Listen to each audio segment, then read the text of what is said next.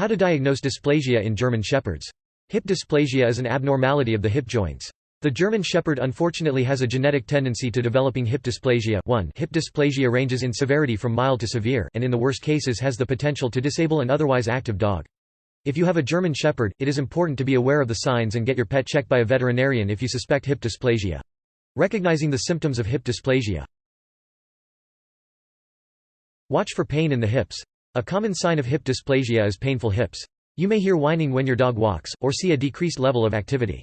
Your dog may have a tendency to rest the sore leg when standing. He may also move back and forth from one leg to the other.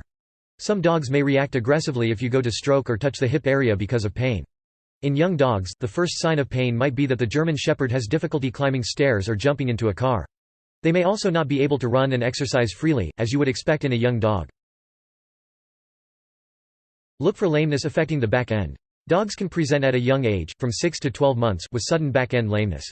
Other dogs may not present until they are middle-aged as their mobility gradually worsens as they age. Lameness can affect just one leg if one side is worse or both back legs. Your dog may stand with a markedly dropped back end. He may also move in a bunny hop manner, swinging both back legs forward at the same time instead of moving them independently. 5, 6. If your dog is an older dog, he may walk with a limp. Check for muscle atrophy. When you look at your dog from behind, you may notice there is muscle wastage on the most severely affected leg. You may also notice muscle atrophy of the thighs. Because of this, the shoulder muscles may be larger because they will take up the slack. Monitor for movement hesitation or reluctance. Your dog may hesitate before he moves his back legs. For example, he may hesitate or take longer to push himself up when he's sitting on his back legs. He may also hesitate to run or jump. Your dog may have trouble squatting when he goes to the bathroom.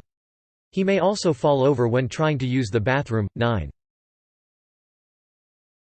Look for narrow hips. Many dogs with hip dysplasia have narrow hips, and their back legs are spaced extremely close together.